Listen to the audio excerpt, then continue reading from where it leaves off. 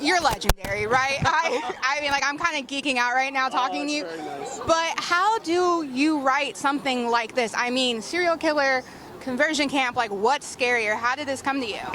You know, it came because when I was growing up and watching horror movies, which I love, there were never queer characters, ever. And if they did exist briefly, it was jokes or victims. And that always bothered me. So I wanted to write something that celebrated queer youth and gloried in those beautiful people. And that's what I did.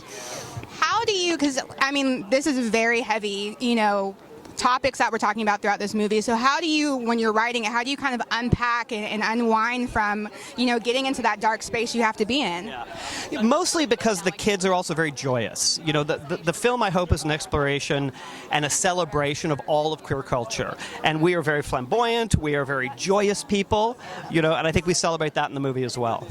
It's been almost 30 years since Kevin Bacon went to camp the first time, and you managed to get him back. Was he like a duh type of casting, or how did that come to be?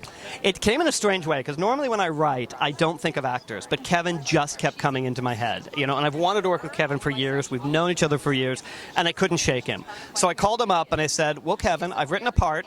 I don't know if you're going to like it, but here it is." And thankfully he responded. Last question for you. You are dropped into any horror film, but you have to make it out alive. What film are you getting dropped into? Well, only because I'm so steeped in the mythology, I would say Friday the 13th, any version.